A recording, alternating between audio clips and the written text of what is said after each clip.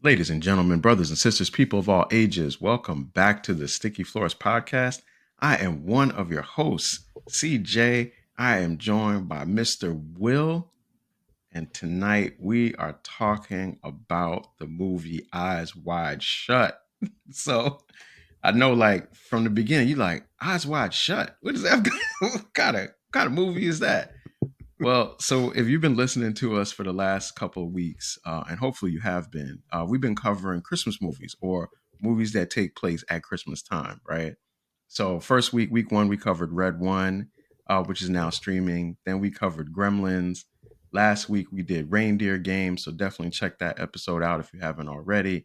Now this week we are doing Eyes Wide Shut, which takes place at Christmas time. And if you're watching this on YouTube, you see my man Mr. Will is repping the Raiders for Christmas time. With silver and black till they die, man. Mr. Will, how you doing today? Man, I'm trying to be in the festive mood. You know what I mean? Kwanzaa just jumped off. We got Christmas and Hanukkah preceding both. You know, final hours for you shoppers. So, do what you got to do. Scary hours for the shoppers. Yes, now. sir. Yes, sir. And, I had to break out the Christmas theme, sitting by the fire sweater. So, I'm trying to enjoy this moment, man. What's going on with you, though? All you're missing is the ascot, man. Oh yeah. Yeah, I put the ascot on, man. And you ready, man? and like a bottle of scotch or something, yo. Something, man. With the chestnuts roasting on open fire, that type of vibe. Hearing the crackle in the background, yo. Yeah, that's exactly. Yeah, shoot, that's how I'm about to do that right after this gets after we get done with this. But yeah, man. So this is it. This is the final of our Christmas movies for this year. Yes. It's gonna be a good conversation because we got some different vantage points that we're coming at this one from, man. This movie came out like the late 90s, 99. And so we're gonna pass it to you for the summary, and then we're gonna jump into this, man. Yeah, definitely. Also, this is fairly recent. I just got the word on this. Rest in power, Ricky Henderson, my favorite baseball player. I heard. Yep. Yesterday. Man, yesterday, right? Yeah, yesterday. Yep. Last night, I couldn't believe when I heard that joint, man. He reminds me of one of the dudes I just thought would be here forever. I get like there's a finality in all things, but I just couldn't picture that one. That reminded me of my middle school childhood, baseball, all types of joint, man. Like I was just really surprised by that.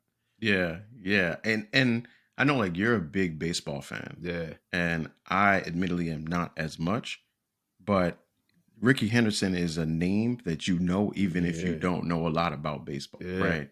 And when I did play like years and years and years ago, it was like he was like the standard. So, yeah, to see him transition, not a happy occasion, man. Nah, definitely not. It's the reason why I wore 24, the reason why I wanted to bat leadoff, the reason why I wanted to play in the outfield. Like I played second base, but I transitioned to left and center, and then I played right. But yeah, man, I wanted to be just like that dude, but he was short and stocky, and I'm tall and thin, so like it just wasn't happening. I tried to mimic his batting stance, my legs were hurting. I was like, I can't do this, man. This is crazy. But yeah, man, definitely shout out to greatest leadoff man of all time, arguably one of the greatest players of all time, man. And his family too. Oh yeah, definitely. Absolutely. I'd be remiss if I didn't offer my condolences to his family, loved ones, and any and all admirers of this man. Absolutely. Yeah, definitely. Shout out to Ricky Henderson, man. And with that being said, let's get into this movie. Stanley Kubrick's Eyes Wide Shut is an uncanny and dreamlike narrative which unfolds, painting a provocative and erotic thriller that leaves audiences questioning the very fabric of reality. Dr. William Bill Hartford, portrayed by Tom Cruise, finds his world totally turned upside down after his wife Alice, played by Nicole Kidman, who was his wife at the time, confesses to secret sexual fantasies. This shocking revelation sends Bill spiraling into the murky depths of desire and jealousy, pushing him toward an underground sexual group that embodies the controversial and often forbidden aspect of human nature. As Bill becomes entangled in this world, the film explores the fragility of the human psyche, masculinity, and the decay of marriage. themes that shock and provoke viewers into self-reflection. There it is. That's a really, really strong summary of the movie, man. That's using your bag with that one. That's it. That's a good one. That's the whole thing. Pack it up. Good up. Grand opening, grand closing after that. So this movie, I saw this in the movie theaters. Shocking, I man. did. I saw this by accident. I was actually visiting one of my friends at college at a different school, and some of her friends went out, and we went out with them, and we just went to this. And I remember there was so much like energy around this film because, as you Yeah. said, this is Tom Cruise, Nicole Kidman, a married couple in a movie that was marketed as this like highly sexualized kind Mm-hmm. of thing. And it's interesting because like I have watched this movie a couple times over the years, and I've always found that I see something a little bit different when I watch it different times. Mm-hmm.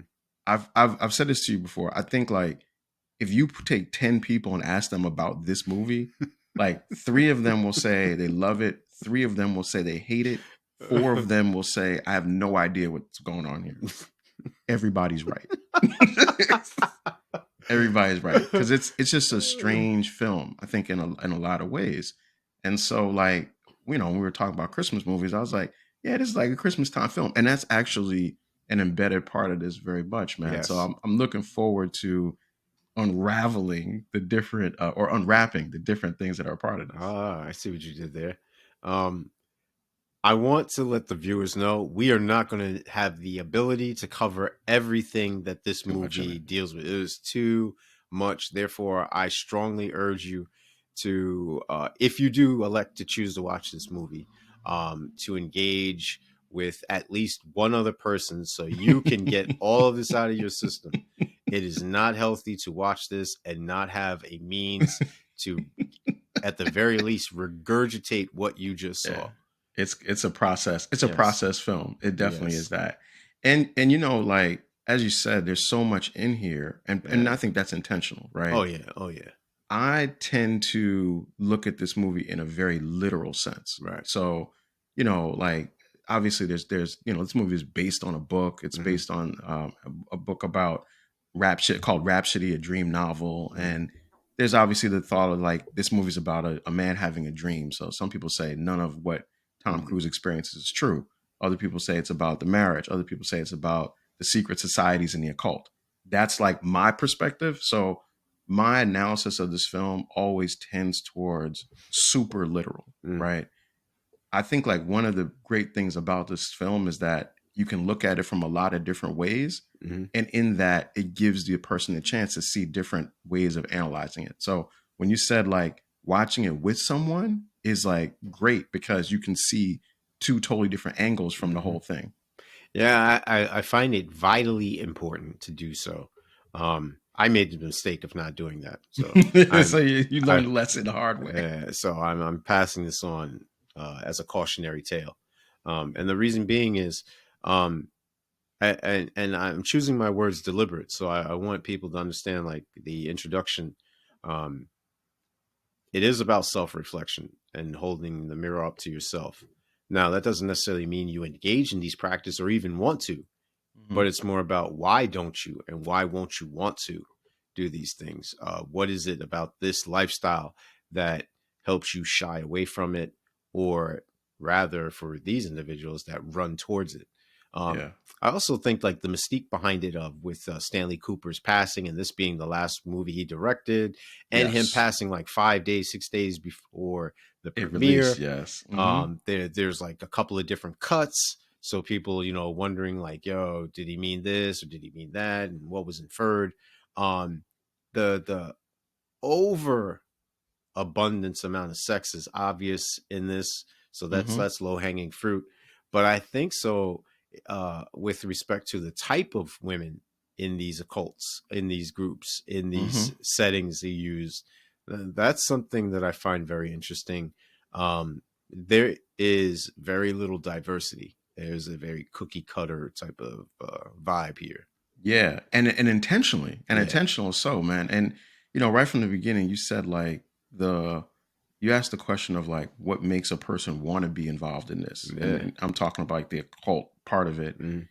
and then like what makes a person not. And it's interesting because like the movie, in many ways, for me, starts with the conversation between Alice, Alice's character, and Hungarian, where he starts by Mm. asking her, "Why would a woman as beautiful as you want to be married at all?" What kind of And line is that? yeah, right. And what's interesting is like I'm taking the vantage point that begins for Alice a subliminal programming of what you see for her for the rest of the movie. Yeah. So like the Hungarian, the party, all of it is like showing you this like kind of the top part of the world, and then the candy coating part of it, Hmm. and then the real part of it. And it's funny, like it reminds me of like when Blade. Remember when we did Blade, and Blade talks about how the Hmm. world you live is the candy coated covering, right?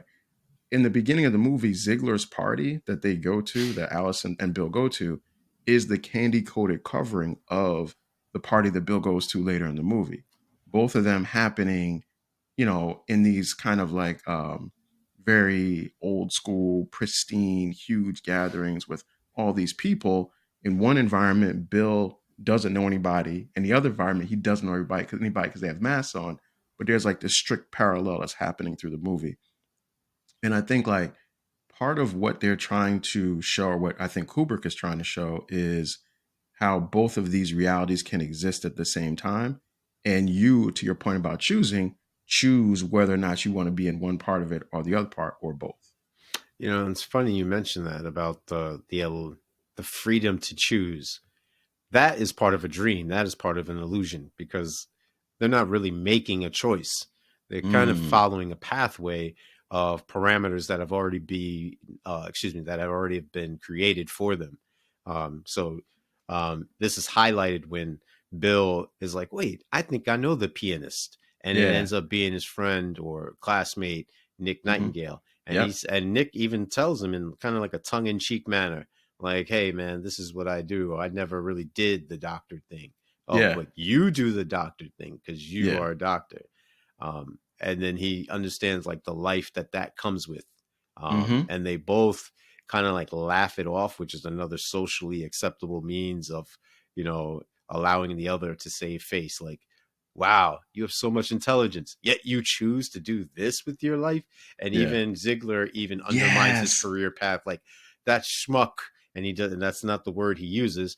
Yeah. He, I vouched for him, and now he does this to me. Yeah. Um, and then, like you mentioned, if you only knew about the people that were really in this, and I'm not going to tell you, by the way, he says, it would make your head spin. And Yeah. then, him uh, further delivering a more humility dosage of reality serum to Tom Cruise's character. He says to him, while you have been fantasizing about that little ritual, it was all just a means to kind of like Yes. pacify you yet exploit you.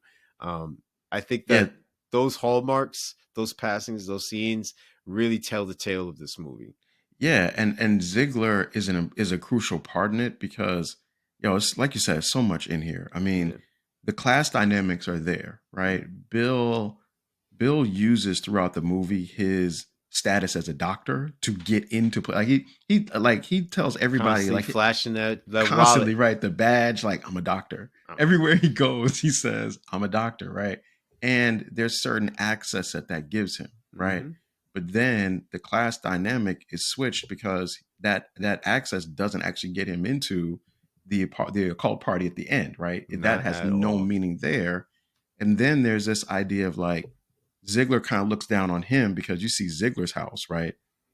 Bill looks down on Nightingale, right? Because he's like essentially saying you chose to be a pianist when you could have been a doctor. Mm-hmm. And then there's also the scene when Dr. Bill first goes to Domino's house or Domino's apartment, and you can see like he looks He looks, visibly uncomfortable dude, in there, when right? So somebody tells you you have a humble abode, basically it's saying, yo, your place is trash. right, your joint, yeah. That's what was happening, right? So there's all of these levels that are being played, and Ziegler's character is really interesting to me because he's sort of he's the person really standing in both worlds, Mm-hmm. and he knows what both worlds are, right? And I think for Dr. Bill, his world, like, one kind of bleeds into the other Yes. when he has to have Bill help out Mandy after she overdoses in the Oh, we gotta get largest into that, man. let's get into it. And she overdoses in the largest bathroom I've ever seen. That's so big that there's a couch and a shower in it at the same time. I'm so angry right now. This movie is about frivolous. It's about opulence. It's It's about very opulent. Yes. about so much exceedingly unnecessary wealth that Mm-hmm. it disgusts me because Mm-hmm. let's face facts. While they're yucking it up, literally outside their doors because they're in New York City. Remember, this is not some Yeah, it's like taking place in New York, yeah, right? this is not some Super fairy. wealthy. Yeah, super wealthy, the Mm-hmm. elite. They're Mm-hmm. taking cabs left and right. If you ever been to New York, you know that cabs are expensive. Right. Literally, they're just throwing money away. Mm-hmm. Literally, just throwing money away. And there's people that could utilize just a fraction Yes. of what they're doing. That speaks to the entitlement, Mm-hmm. the of the wealth class, and there's a reason why individuals may appear to be heartless when something tragic befalls someone of wealth. I Yeah. mean, we just recently had the CEO of United Healthcare. healthcare Mm-hmm. unfortunately face an untimely demise. Mm-hmm. Um, now, I know that it's guilty until proven innocent, and there's a lot of facts that we don't know. But what we do know is this: one, his job was posted shortly thereafter, and there's countless Yeah. things on the internet. So Mm-hmm. it's beyond next man up. This is on some like, yo, all right, world don't Yes. stop. Mm-hmm. Let's keep this machine going. Two, if the figurehead of a corporation, the leader of a corporation, can be disposed of so easily, what does that say about anyone of less quote unquote significance? Mm-hmm. And that lends itself to the movie. We have Tom Cruise, who, as you spoke so eloquently about, emphasizes the fact that he is his job, which I never understood that. But Mm-hmm. nonetheless, I'm a doctor. Yeah, I'm a he doctor. Yeah, constantly says that. Yeah. I'm a doctor in the diner. I'm a doctor in the morgue. I'm a doctor, getting into the cab. I'm a doctor when I need a costume. It doesn't matter. Everything. Yeah. Yeah. Yeah. Everything. Yep. So what does that say about other people's roles? Now he appears to be a little bit more friendly and nice and kind in comparison to these others, as displayed by his emotional display when told of Mandy's demise from overdosing and actually questioning, yo, did you guys have a hand in it? Which Yeah. leads to one of my other questions. Yeah. But I think the thing that really stands out about all this for me, with respect to that scene in the bathroom, is he calls this dude up like it's nothing, like this is a regular basis. Don't ask me no questions. Then has the audacity to say, this is between you and I, right? Yeah. Like as if word wouldn't get out, and it didn't even have to be either of them. They Yeah. forget that Mandy could have said something, or that when she goes to get checked out, which she does, she has to divulge the last time she used narcotics. You think Yeah. she's not going to speak to this? Well, so that's an interesting point, man, because I think that is also part of the idea of, like, these two worlds that are happening, right? And that's where it bleeds together, Mm-hmm. because Ziegler, in that scene, you learn, okay, Ziegler has very low integrity, right? Because The the movie worst. starts with him, like, introducing you to his wife, right? And And then flirting. flirting with Bill's wife, and then he has Mandy in the bathroom, right? But the other thing is, like, there's the callous nature with which he talks about her, Yeah. right? Which, Disposable. right, exactly, which makes her very disposable. And then there's the idea that Mandy is even there to begin with. Yeah. And part of, like, Oh, what's happening. don't forget. He says, "All right, when can we get rid of her?" Yeah, And yeah, as right. He soon didn't as even Bill, want, right. He didn't want to have let's like let her 5 minutes. stay here for an hour. No, no, no, no, no, no. We gotta let her Right. stay here. Right. Yeah, yeah. There's very much a perspective that Ziegler has for Mandy, that she is like a thing, right? And Mandy also, I think the movie's sort of suggesting that she has also brought into that.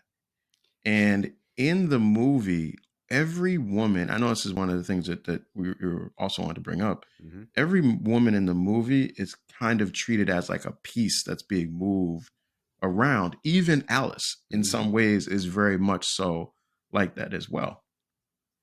You know, the crazy thing is just backtrack because it's a good comparison between the two, where we're contrasting the differences yet the similarities in their actions and moves. Mandy and Alice, that is. So Mandy's a redhead. Nicole Kidman is a natural redhead. Yep. Now, this goes to stereotypes, not just of redheads, but as to the movie as a whole, where they're fiery, they're strong willed and opinionated. Well, Hmm. not Mandy, but is that because she's been subdued due to the usage Yes. of the drugs? And Hmm. is that a metaphor for this is how you control and manipulate people, is in particular females? Yeah. But then, what is the drug of choice of Alice?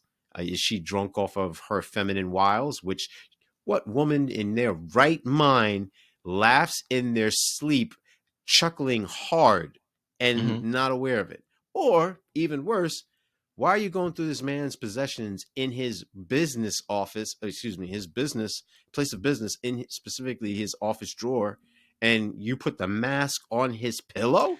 Like So, what? What? so wait. So you're getting okay. So you're definitely thinking about this the same way I am, which is Conniving Alice is a harlot, part of it. So Alice is a part of it. evil However, bitch. I would say that Alice is also somewhat being manipulated. Well, So I not think somewhat. She is. I think like when there's a scene where Alice is talking about where she's like having the dream and laughing, she's actually recalling the situation that she was a part of. So I've gone back and forth on this over the years, but where I sit with it now is that Alice was also at the party Oh that Bill yeah. was at with Oh yeah. everyone. And it's interesting because when you talked about the part about how, Alice is kind of like Mandy, well, Alice and Mandy are kind of like Domino.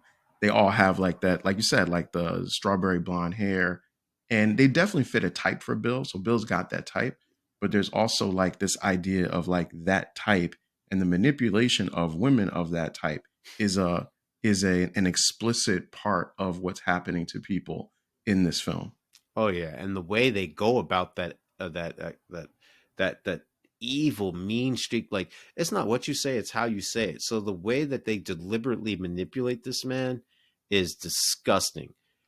First of all, how did Mandy, this is what I don't get. How did Mandy even make her way back into the good graces of Ziegler, knowing that she's a druggie? Like she could bring about his downfall quickly. You Hmm. can't trust her to be tight-lipped about these things or not find herself in a very delicate situation in which they'll manipulate her in order to get to him. So Yeah. that's her.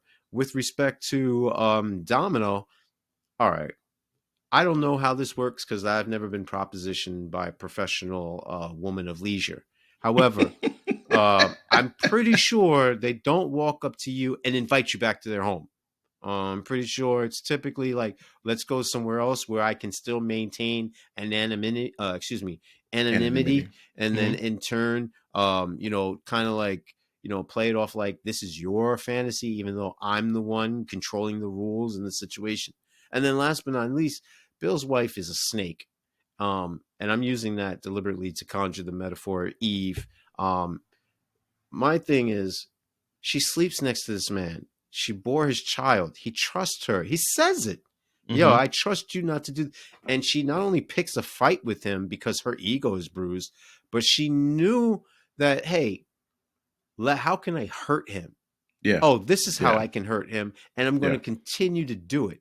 And then this whole thing about other men ravishing her and feeling their hands all over her, and Hmm. wanting and being desired. Lady, if your ego is that fragile where that's all it takes, perhaps you shouldn't be married, and not in a good way.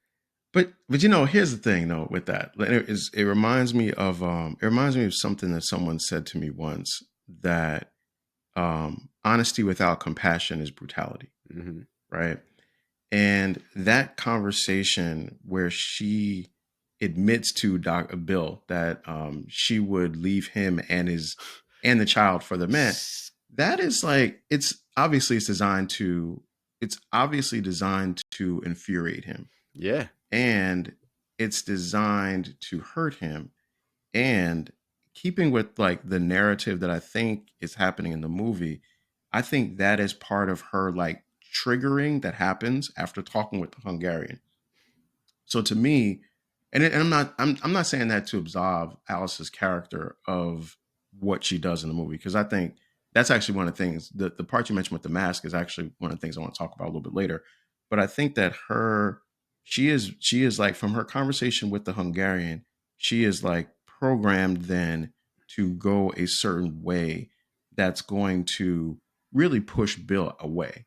And I think the pushing Bill away part is designed to get her to a place where she can participate in those in the ritual that you see at the And end. I know it. I It's by design.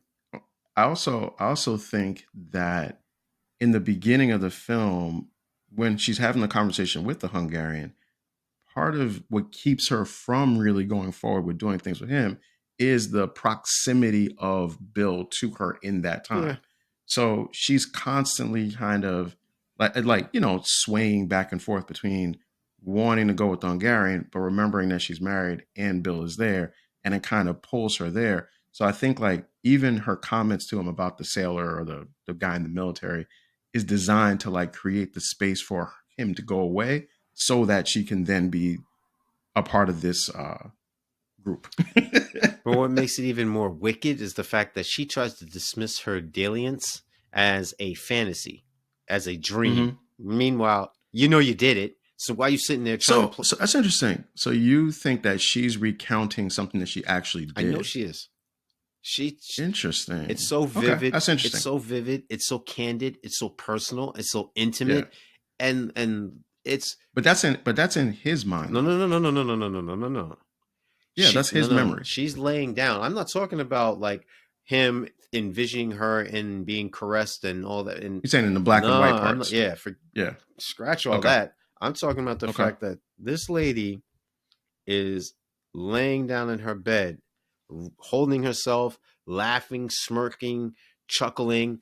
hmm She wakes up. Oh yeah, that's real. Yeah, yeah, yeah, yeah. She goes and she recalls the memory. But what person do you know who's going to recall a bad dream or a nightmare?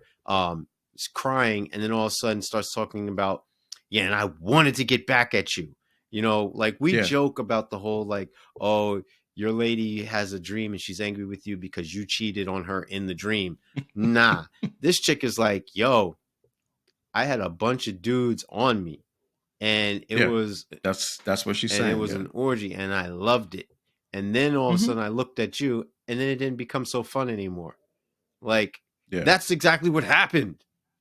Yeah. Well, that's exactly. I Like mean, yeah. and Yeah. she I keeps mean, this secret Bill. from him for the longest. The betrayal, Yeah. sins of omission, Yeah. sins of admission, man. Like that, and she relished it.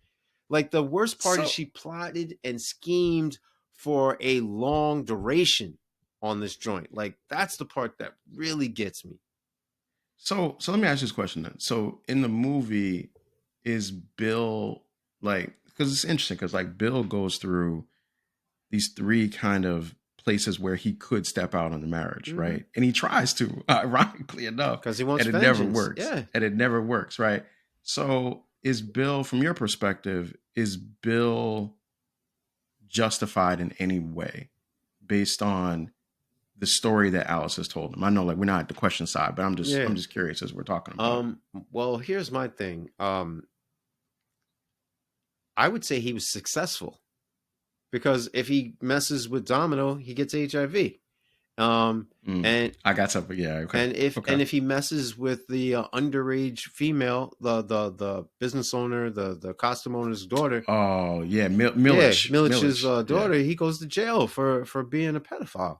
Um, Yeah. and the thing is that even with uh his encounter with what's her face when he's actually at the party and he's like, hey, you know, can she says to him, can we go somewhere to another room or Oh, Mandy. Mandy Yeah, with Mandy. Yeah. again? hmm You know, even though it's like she's trying to save his life, she's trying to save his life in another way too. Like, hey, remember your vows. Remember the trust Mm, that you've placed in yourself and this woman and in your daughter and your yeah. family. So I would say he Yeah. was successful. But with respect to your question, um, I would argue there's no justification whatsoever to cheat on anyone in anything. Okay. I don't forget Okay. marriage, stealing stuff or cheating on a test or whatever. Like, Yo, wait, hold on. I gotta just say that's ironic because you're wearing a Raiders hat, man. Aren't the Raiders famous for if you ain't cheating, you ain't trying? yeah, that's why I'm saying it. That's exactly why I'm saying it. We're being punished. We're Yeah, being no. punished for all the scandalous stuff we've done, man. Yeah, that's why I'm saying it. Oh man, That's that's exactly funny. why I'm saying it. Um, Yo, it's so many things in this movie. So Milich's daughter, right? You brought up that scene, disgusting. right? So Milich, first of all, so now And shout now out to this him is where I because he's in everything from Taken to what you call it. yeah, Like he's yeah, everywhere, man. he's the dude, man. But I don't think that that's actually his daughter. What?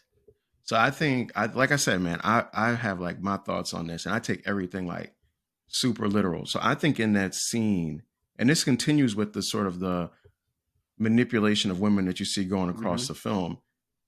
Milich is actually trafficking that girl, right? He's Stereotypical Russian. mad. He's mad with the two at the two Asian guys because they cut a deal with her that he wasn't a part of. Oh, so that's really what he's upset about. That's what he's really mad. This is what I think. He's really mad about that. And then when he the next morning when Tom Cruise goes back, when Dr. Bill goes back, everything is good. But that's because now they've worked out the arrangements. So now they're back to business as usual, and that's why they're flowing like that. So I don't actually think that that was his daughter. I just wanted to point that out Yeah, because yeah. that is a crazy scene.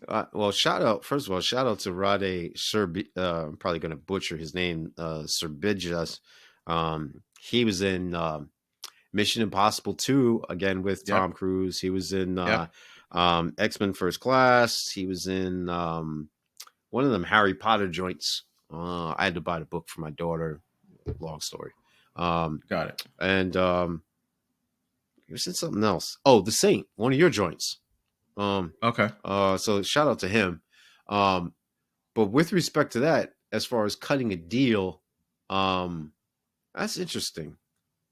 That's because Yeah. That's what I think. them coming back and then everything being bygones be bygone.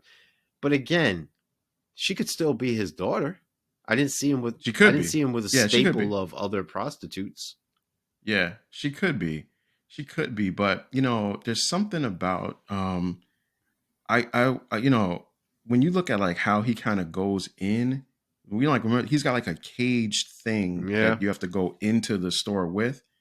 I don't think that that's like I think that she's like being forced to stay there. Mm. And I think like Well, that would explain. those guys were those guys were there because they know they know what's going on. I think Milich is like, yo, like basically like if you're gonna sample this product, we gotta have an agreement. Well, that And then remember, he also then tries to offer her to Tom Cruise too when they're like when he's getting all the stuff back too. Like there's this commodification of women of sexuality is happening all throughout the film that it plays out on all of these levels, right? Like you said, there's the women at the event, there's the prostitute, there's the daughter, there's all of these things.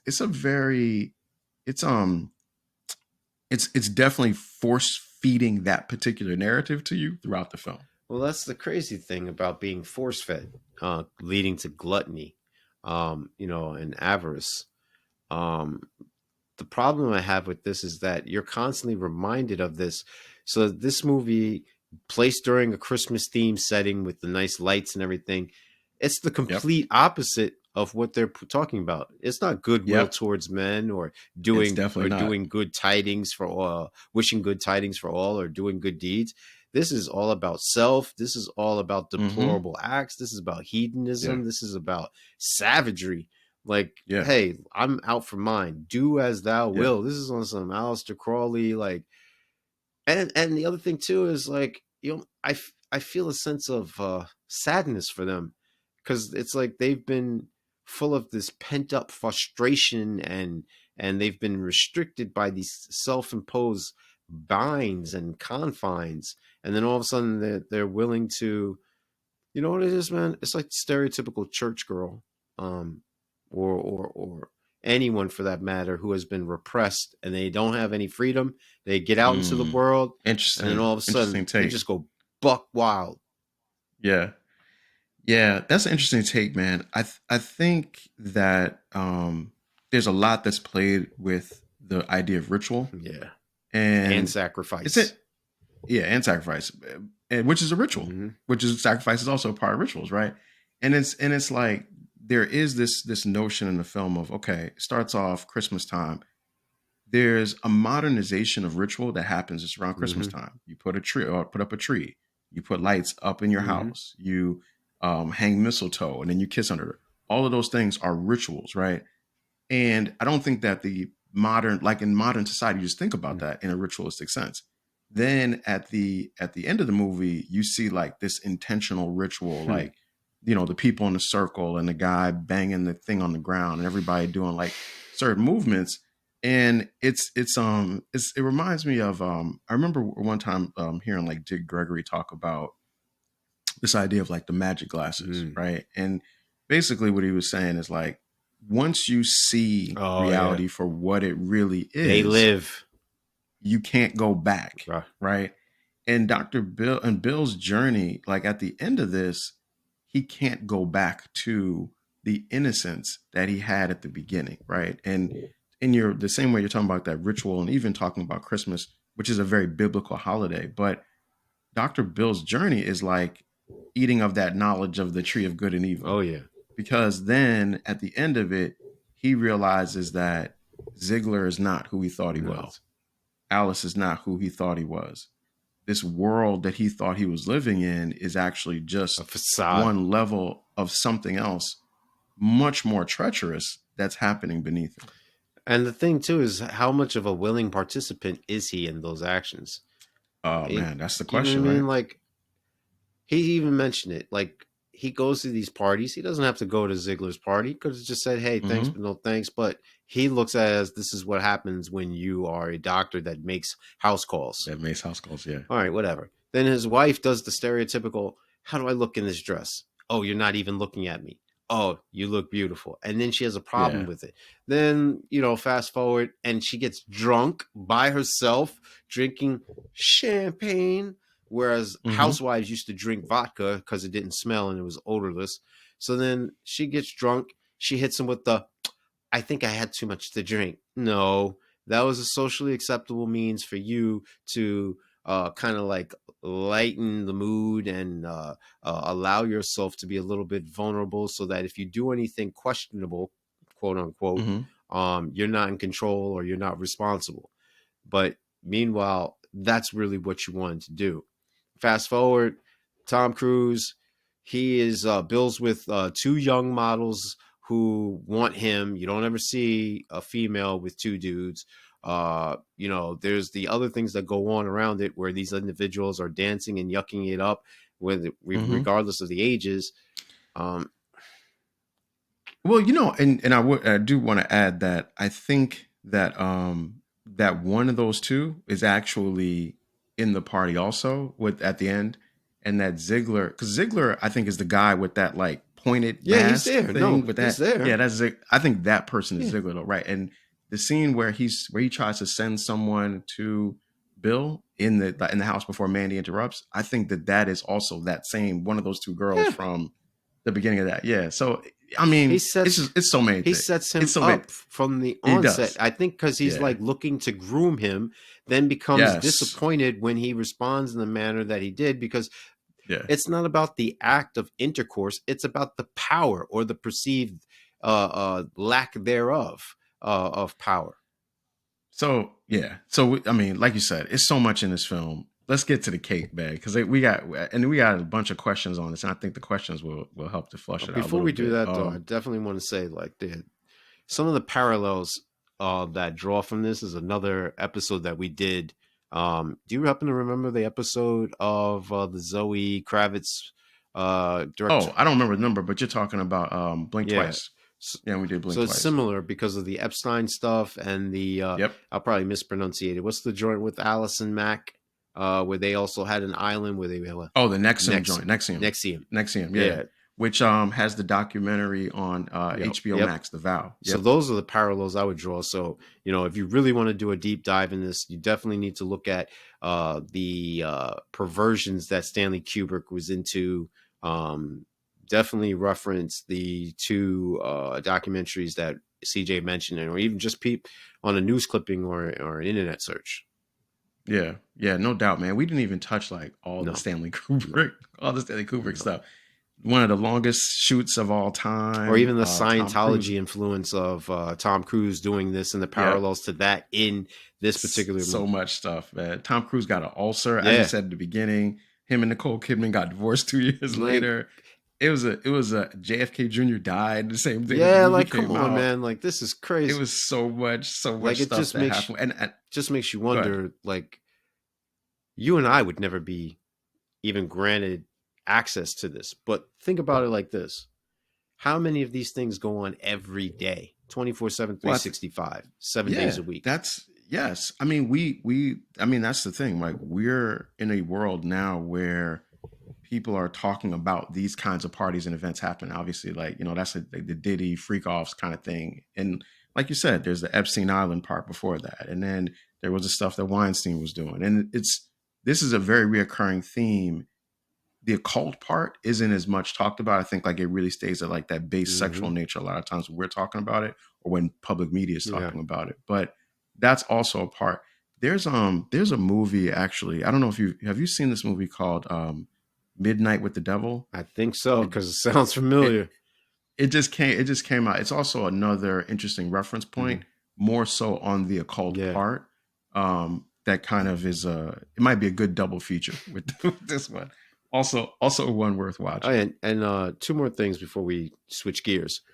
Fidelio is the password that Tom Cruise uses, which is a Latin term, Mm-hmm. and it actually means faithful. Talk about Mm-hmm. irony. And then in Yep. turn, it's also the opera, the only opera that Beethoven did, which also talks about this similar thing where this noble woman, so you're talking about power dynamic as far as a financial, social, economical standpoint, dresses up, disguises herself as a man named Fidelio to rescue her husband. Now, the reverse is happening.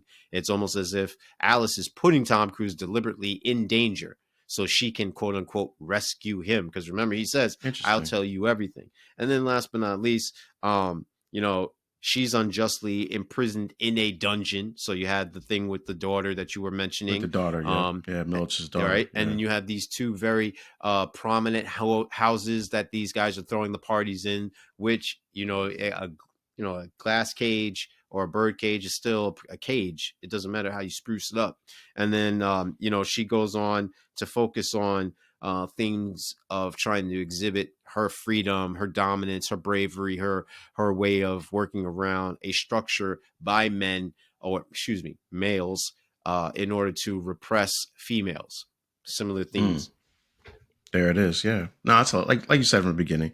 It's so much in here. I mean, the movie is like almost 3 hours long, 240. and there's no way that we could cover everything that's in it, man. But let me jump into the cake. Some of the things that I like, and some of the things we talked Yeah. about. The levels to the film. I like that you can watch it as a drama about a husband and wife. You can watch it as a story about somebody, discovering a secret society, which is like my preferred way of doing it. Or you could look and say the whole thing is kind of a surreal dream experience. So I like that. I like that it's not afraid to leave some questions unanswered.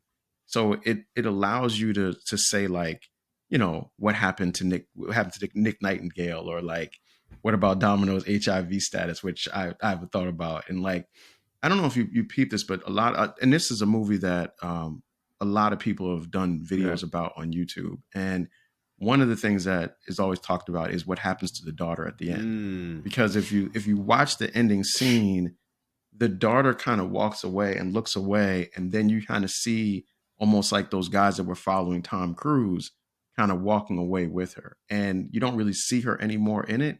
And like, people have speculated, what does that mean for the daughter? So I say all that to say is like, there's so many unanswered questions, and sometimes in movies it doesn't work, but for this particular one, because of the different levels, it's just something I liked. Um, the use of light and music, like just the blue and red hues that they use, especially in the scene with Ziegler and Bill, where Ziegler kind of tells him everything that's Mm. going.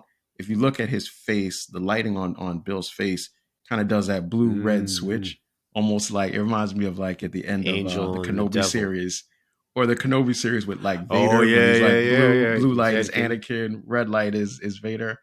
Um, I think like this film is it's interesting to watch a film now in 2024.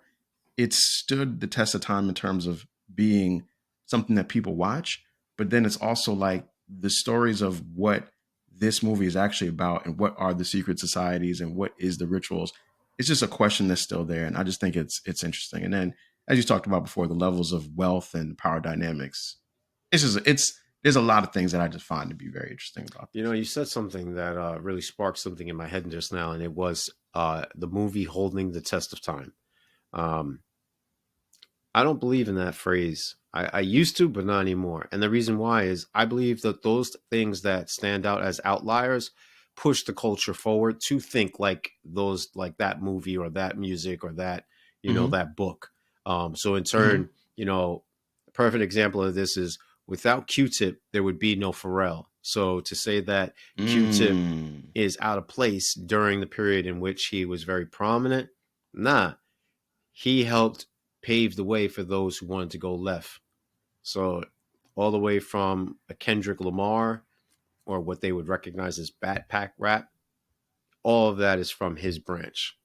So without It's from the Tribe Called Quest, Quest yeah, branch. from so Interesting. without him, without a Queen Latifah influence, Black Sheep, that whole native tongue movement, leaders of the new school, Chi Ali, like without that, and Q-Tip being a part of that, you won't have him be a part of the Soul Aquarians. You won't have him be a Mm-hmm. part of, you know, the next stage of him being a solo artist outside of Tribe, which is what Pharrell has done and allowed it to be more in your face, whereas Q-Tip was a little bit more subdued. So when like to this film, are you saying that like the film is Right on par with what was going on, it just wasn't prominent. There were no other okay? movies, So it was always so it's okay. always So there. So okay. it's not like this movie did something that was so novel and so like in terms of recreating the wheel, even um, Mm-hmm. there just wasn't. But what's the movie then? I would say that I would question what's the movie that's suggesting these same things in this sort of direct way. And I'm not, and I mean, I Yeah, know like that's a question in the midst, so I'm not expecting you to have an yeah, answer and to that right as we're sitting here. But I think that people revisit it because, and actually, this gets into one of the questions I want to ask you later anyway. mhm, So I'm pause there, but I just there's just a lot of stuff here, man. Cake wise for you, nothing.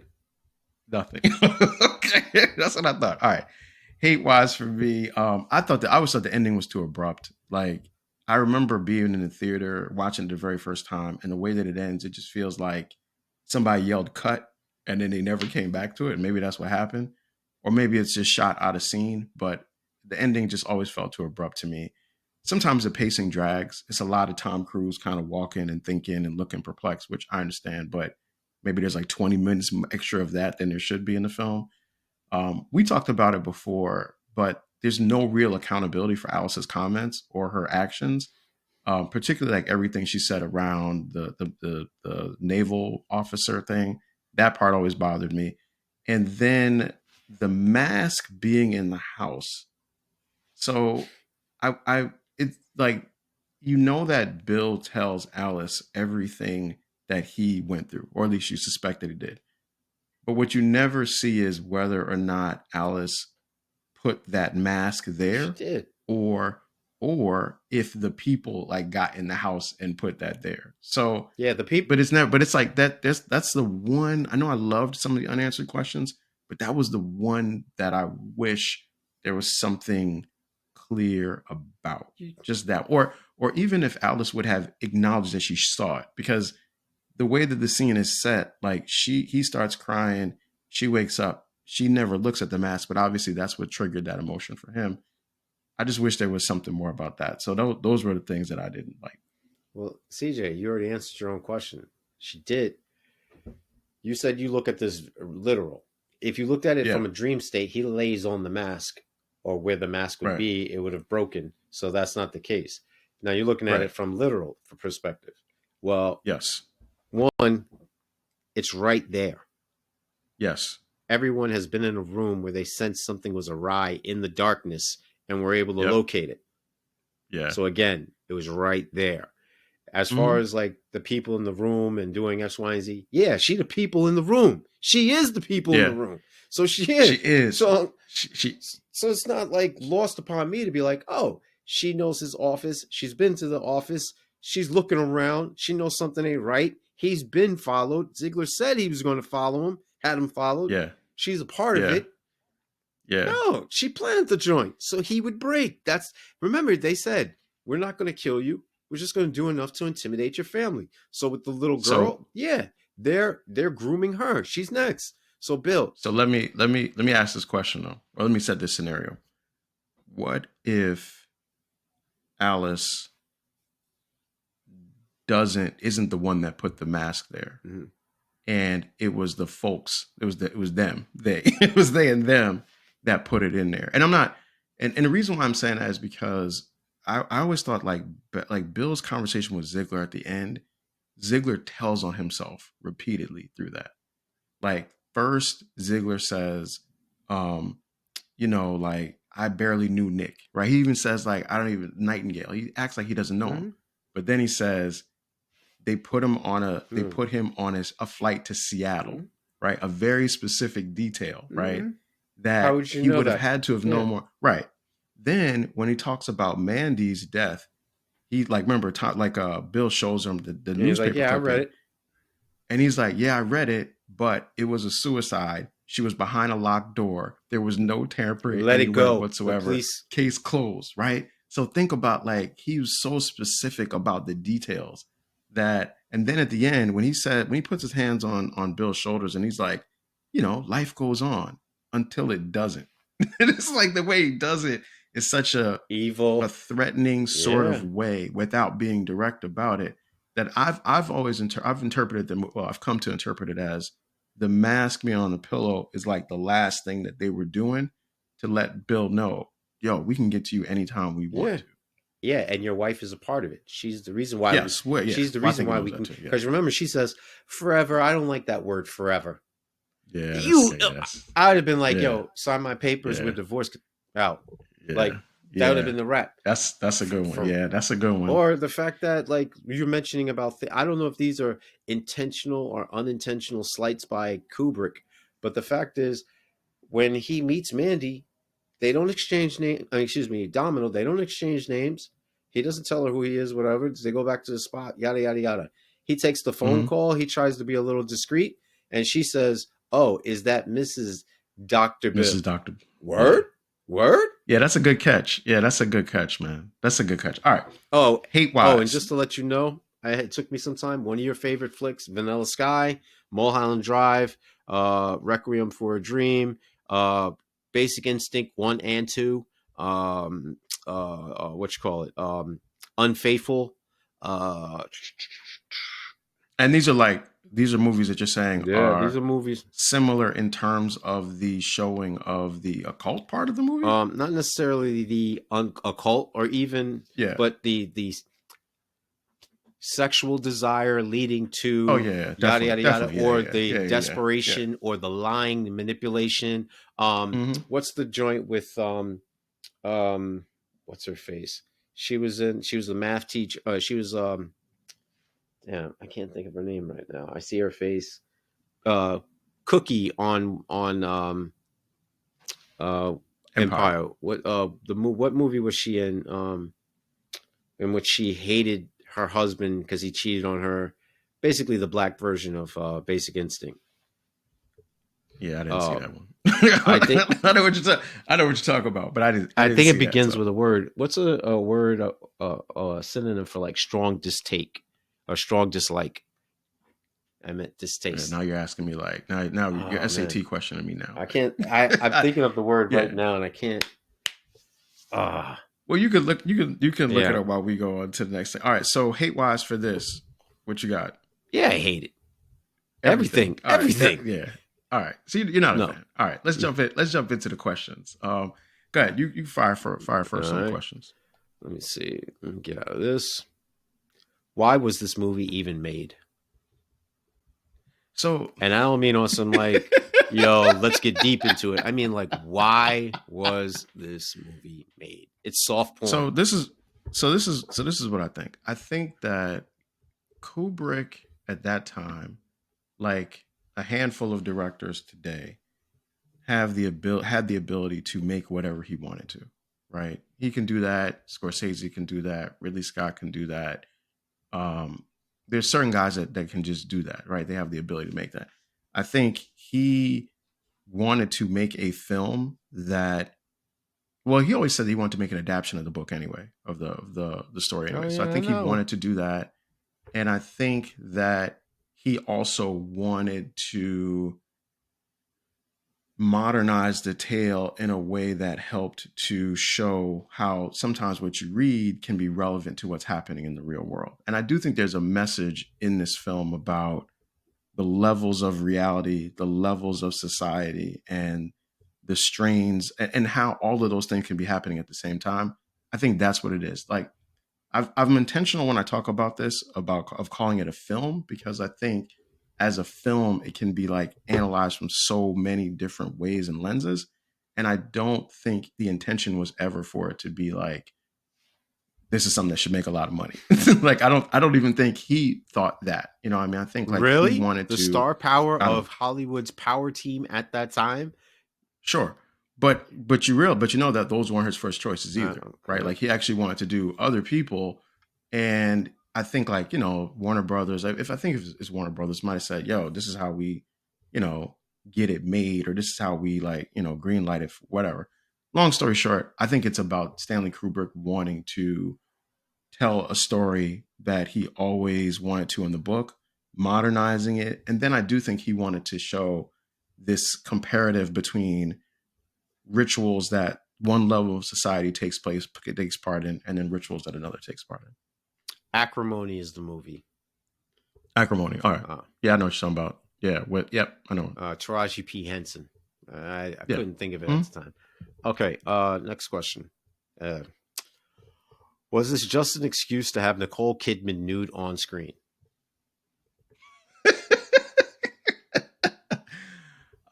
Maybe. Maybe It really so. seems like Maybe it, so. man. Maybe so. What happens to the Hartfords? Do they remain married and monogamous? Do they become swingers? Do they join the club together? Do they get divorced?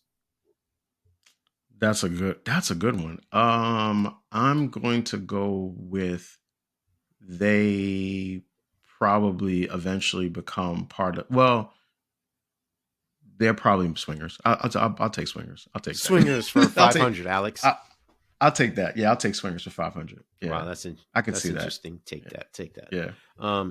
What happened to Nick Nightingale? Nick's dead. Nick's dead, man. Nick's dead. Yeah.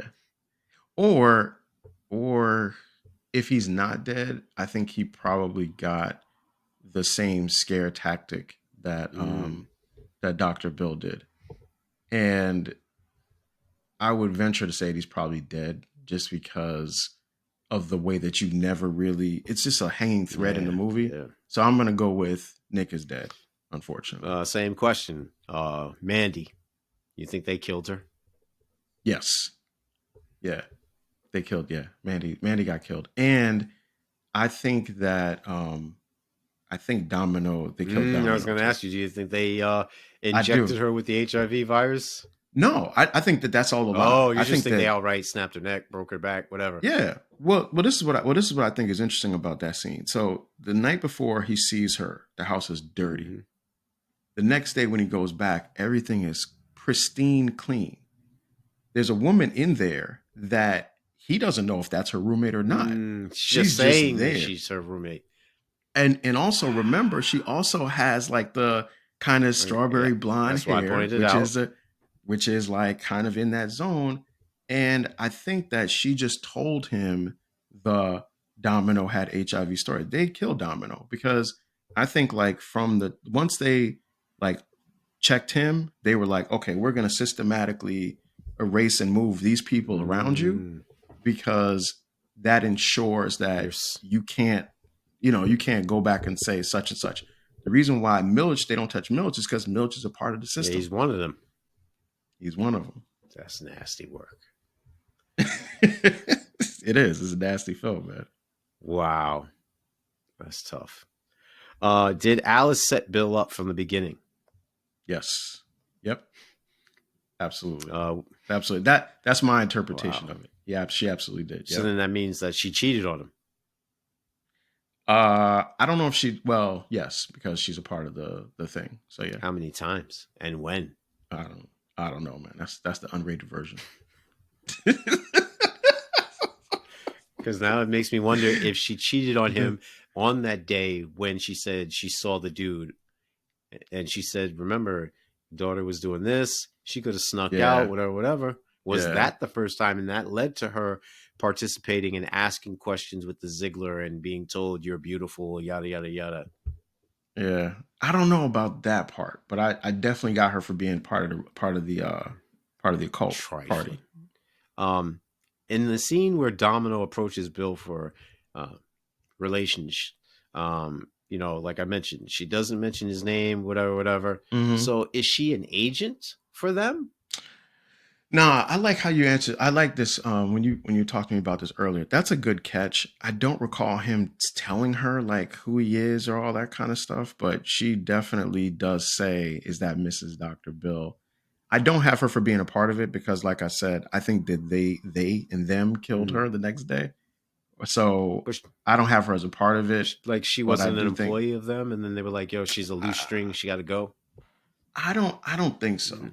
I don't think so. But here's the beauty of it. If you do, you can make a case Mm. for it.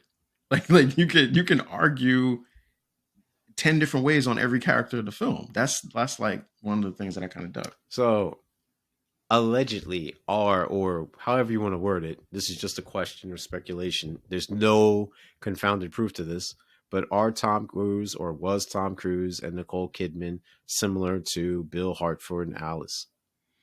Man, that's a good one too, because like there's this there's this idea, and I can't take credit for this, Mm-hmm. but a lot of people have said that even the casting of them was for particular Mm-hmm. reasons and to highlight something about them individually. Like it's a good question. I don't know, man. I honestly I don't know. No, I dig it. I honestly don't know, but I don't know. No, I dig it, I don't man. That know. concludes my questions. It's a good one. Yeah, that's a good one. That might be the first one I actually had no I have no answer for that one. All right. All right. So I got five for you, All right. man. First one, yo, what is I'm just laughing because about these questions. All right. So if you were gonna say like what is the major lesson from this film? Wow, if I was a chauvinist, it would be don't trust women, but I'm not. Unfortunately, you're not. So Thank what God would I'm it be? not. I would say the major theme of this is the fragility of life.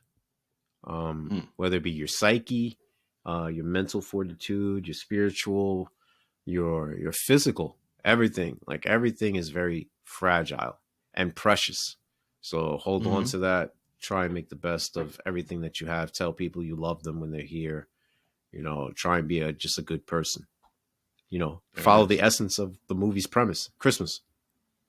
Right. Goodwill towards men. Mm-hmm. Got it. All right. Why do people believe that the rich and famous are also involved in the Because occult? Because this is something that we yeah, hear all the time, but why do you think it's so believable to people? because of the means. Like they have the opportunity and the means to do these things, and Mm, history has taught us that they do it. yeah. Okay. All right. So we believe it because it's history Yeah, to because back it it's up. true. All Like right. you don't see a bunch of All farmers right. getting together or slaves getting together and having orgies. Farmer orgy. The farmer orgy. All right. That's gonna be in my head forever now. All right. Let's go to the next thing. All Farmers.com. right. All right. Farmers. All right. when a person wears a mask, are they hiding or are they revealing I themselves to really like others? this question. I think that this question is so dope on so many levels. But to answer your question, I believe it's the latter. Um, you know, mask. I believe it's a combination of the latter and the former. Mask are a means of hiding and protecting your loved ones, a la the comic book story. But I think masks Mm-hmm. really reveal who you are. Like you're going into Mm, detail as to choosing what type of mask to put on and the means by which it's constructed and when you wear it and how you wear it. yeah. Yeah. That's yeah, there's a lot of levels to that Yeah, one. Yeah. I'm definitely. glad. I'm always glad when I ask Yeah, you a good that's a question. good All right. question. Here's another one. This is a little bit. I stacked this question, so it's two Yeah, in one. So the first question is: will this film be remade at some this point? was a good question. And then the second question is: should That was a greater question. it? Will it be remade? Yes. Why? Because Hollywood is perverted. Man is perverted. Should it? I'd use a strong term, but no, it should not. So you think it will be remade at Definitely, some point? definitely. Okay. So do you think this would be remade as an actual film, or would it be as a streaming I think series? it'll be both. I think that someone's going to revisit to try and like draw it out. Soap opera, reality TV, people love this stuff. They eat it up, can't get enough. Yeah, And yet that's true. simultaneously, someone's going to be like, "Yo, we can make this into a great movie, an experience, Yeah, something that you yeah. gotta go into." And some director will be like, "Yeah, I could do this in 2 hours, 3 hours." Interesting. Interesting. Yeah, as a series, I could definitely see Netflix doing Yeah, this one day. All right, cool. All right. What is the meaning of the film's yeah, title? arguably the best question. Um, it lends itself to the dream story and the dream state. I know someone very well, very close, who can sleep with their eyes open. And I Hmm. think that's the parallel where this marriage, you know, we're thinking that they're the ideal couple. No, underneath that, there's a sinister underbelly in which they've been aloof, or at least Bill has. And when he Hmm. finally figured, there's this joke Chris Rock said, and I think it's Bigger and Blacker, where he was like, "Yo, your wife or your partner is more freaky than you can ever imagine." It would not surprise me if his wife is on some, you know, dominatrix, like S&M type joint, like head mistress, and gets off on being that dominant. That she's out there Yeah, like I think that. she's for the streets, as the saying goes, like Hmm. Future would say. And I think that they had been living a lie. They thought they Okay. were happy and bliss and all this stuff, and she's sitting there trying to sabotage. Why? Because I literally believe that she is hardwired to want to chase the bad boy. She settled for him, but what she Hmm. really wanted was that dude who's going to provide excitement. Whereas Yeah. he liked the routine that they were in. He liked the mundane life.